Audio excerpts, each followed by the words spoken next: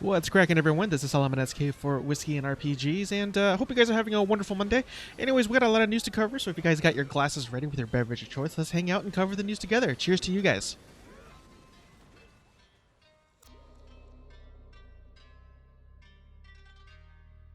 So we head on over to altchar.com, and the first thing I wanted to cover is the possibility of the next GTA game. So it says right over here, GTA forums user gonna know day that, or I don't know how to pronounce that, sorry, who is known to post cryptic messages before big Rockstar reveals, has started to send a fresh batch of teases suggesting a potential GTA 6 reveal. And it goes on to say that has been almost 7 years since the release of GTA 5. Apparently, GTA 6 will be set in Vice City and Colombia and is inspired by Netflix's TV show Narcos, which is it fits really well, to be honest with you, within the franchise. Now, it does go on to say what are some of his, I guess, this usernames or this user's credentials and some of his past dealings with such announcements for other games like Red Dead Redemption and whatnot.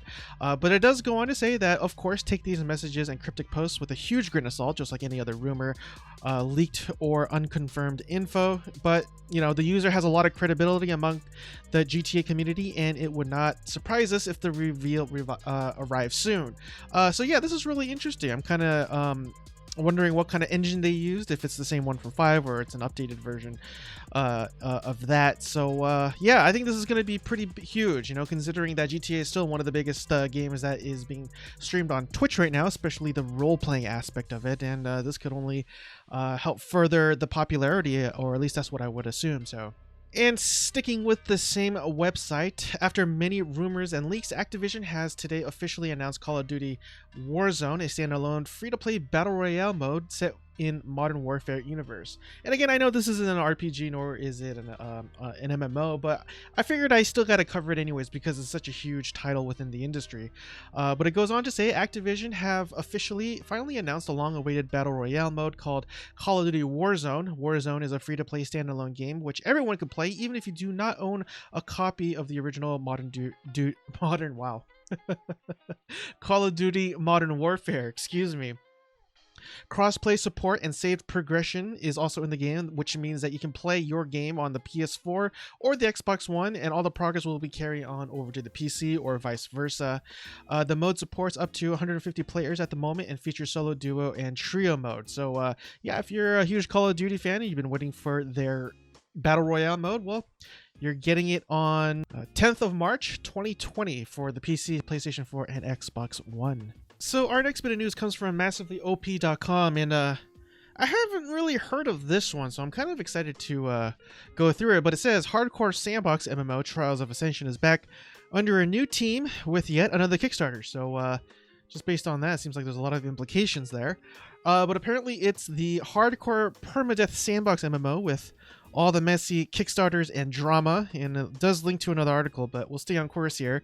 The one whose last Kickstarter was canceled after a team member accused the studio of being incompetent, and one that's been sitting in Steam Early Access for almost 2 years as TOA Exile. Good, you're caught up. Wow, there seems to be a lot of... anyways, the game has been bought out by a team of players trying to rescue and reboot the game many months later, and they're at it again. So that's interesting. I never actually heard of a Kickstarter game being bought out by passionate players, if you will, and starting their own team to resurrect a game that's apparently going through a lot of troubles. But anyways, it continues on saying currently it's under a new development process, with a new team and fresh ideas, and the intent of providing clear and transparent communication and practices to all in the gaming community.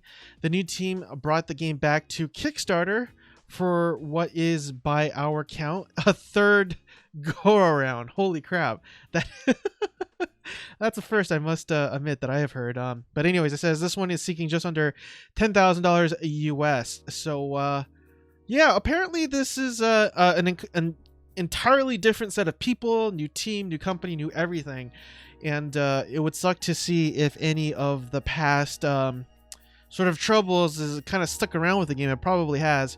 I did look at the sort of the comment section here, and it seems to be generally bad, but also they changed it so that it's no longer a subscription model, and this is in quotes. Instead, will be a BOPF, buy once play forever model. So yeah, as you can see, I got the trailer playing up on top, and it looks interesting. I mean, you know, for one, it says it's a hardcore permadeath sandbox MMO. I've never played any MMOs like that before, so that of in itself does kind of pique my interest, but is it enough to actually be part of the Kickstarter? For me personally, no, not really. Although I do hope that this game is a success. I wish it well, and I wish you know, it just becomes an MMO that is awesome to play. So we head on over to MMORPG.com for our next news, and it says Star Citizen Live takes a look at Alpha 3.9, and it goes on to say the team looked at Alpha 3.9 and touched on what will and won't arrive in the updates. For thieves and pirates out there, it looks like the stealing cargo from destroyed ships will make the cut, along with the ability to purchase food and drinks. The visor will also see a reworked HUD, although the reworked ship HUD won't make it to the final cut in full, but will be patched in. They also go on to explain what won't make the cut, and I won't really go into that since we won't be getting it anyways. But yeah, if you want to check out the full live stream, definitely head on over to their main YouTube page for the rest of the updates. Heading on back over to altchar.com, Destiny 2 Jur location items, March 6th, 2020. I don't know, I'm not exactly sure if that's how you pronounce it. Jur something XUR. Anyways, it goes on to read that Destiny 2 players can find a Jur. I'm just gonna pronounce it Jur. I'm not sure if that's how you pronounce it, but Jur in the Watcher's grave on Nexus this week. It also says that Prometheus Lens is an exotic weapon that is on sale this week as well. Gunslinger aficionados can get lucky pants. Wow, lucky pants for their hunters this week. Helm of Saint 14 will also be available. This exotic offers fantastic protection in the Titan bubble. Again, I have no idea what any of the stuff means. I do apologize because I never played Destiny 2, but if you do or haven't played in a while, you got some updates coming your way. Now heading on over to Gematsu.com, the Legends of Heroes Trails of Cold Steel 3 PC demo now available worldwide. Switch demo available in Japan. It goes on to say the demo for the PC version of the Legends of Heroes Trails of Cold Steel 3 is now available via Steam. The PC version offers exclusive features including frame rate support up to 240/unlimited frames per second, autosave, customizable high-speed mode and key bindings, and ultra-wide screen support. A demo version of Switch is also available, but only in Japan for the Nintendo eShop. So I did take a look at the game. It looks like it's a turn-based RPG, so if that's sort of your thing, you got something to look forward to. So heading on back over to massivelyop.com, RuneScape shows off object outlining, begins elaborating archaeology, and hosts a crafting event. And it goes on to read, there will be some outlines around what players can interact with. These outlines are color-coded as well as based on the types of target and can be turned off if you like. So I'm guessing that if you hover your cursor over certain objects and you don't know what it is, it's going to be more intuitive because of the different colored outlines, it seems like. And they also are coming up with the archaeology skill, which entails excavating items and finding artifacts, to restoring those artifacts with materials either found at dig sites or in trade with other players. And the last bullet point here from the article reads, Master Crafting event running between now and March 23rd. Crafting players can enjoy 10% crafting XP and 5% more XP when training other skill, as well as earn master craft patches that can be turned in for rewards like tools, a master crafter's outfit, and buffs that last for the duration of the event. So yeah, there's a lot of exciting things from RuneScape going on. So we head on over back to MMORPG.com. Looks like TERA has a event called Kaia's Anvil going on. The 4-week dungeon play event starting March 10th until April 7th at 10 a.m. Pacific time.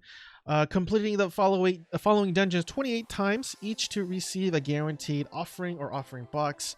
And those 4 dungeons are Velik Sanctuary on hard mode, Gossamer's Vault, and Grotto of Lost Souls.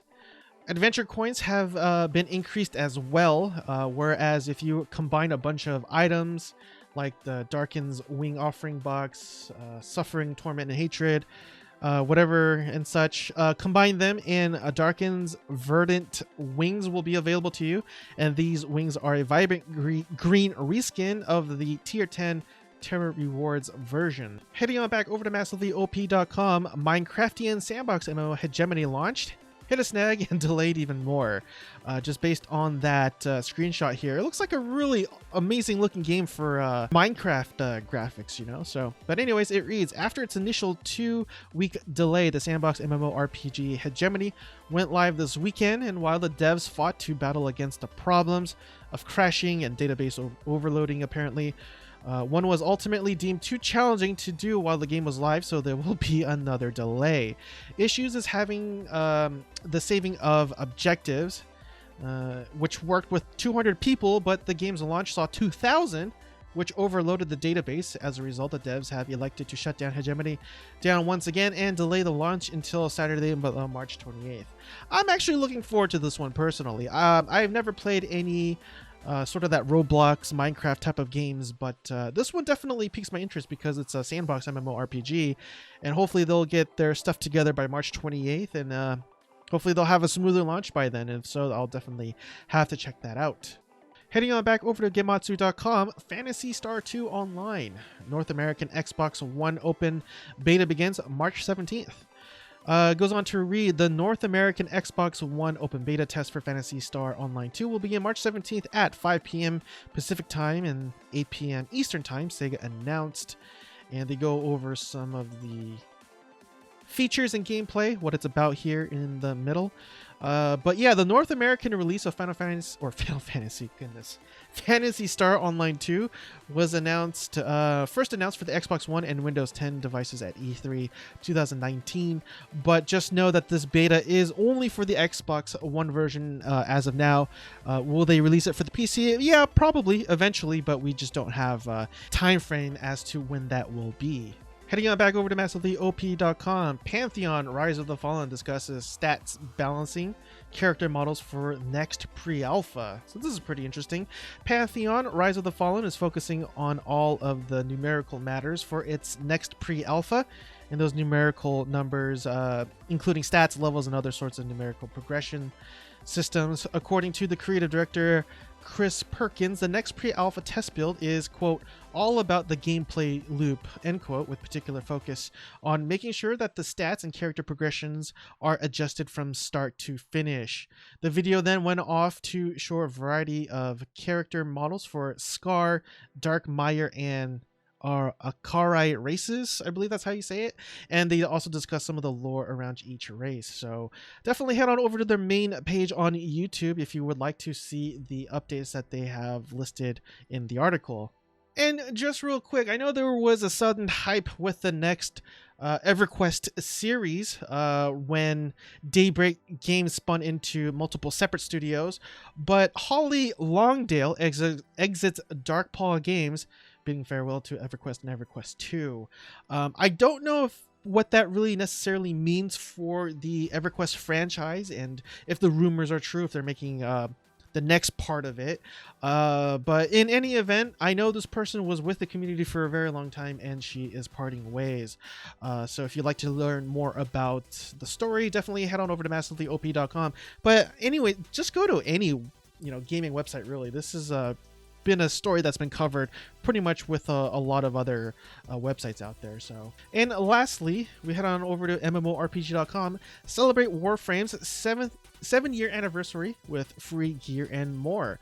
It goes on to read, Digital Extremes has announced a celebration of Warframe's 7th anniversary with festivities.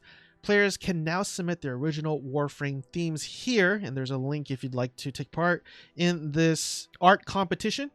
And it goes on to read, independent Warframe artist Arrowhite to generate the winning theme. I know a lot of MMORPGs have done this, like Guild Wars. Then, if you win, you'll be flown out to Digital Extremes on London, Ontario studio to attend TennaCon 2020 and see their creation brought to life. So, looks like they have their own convention as well.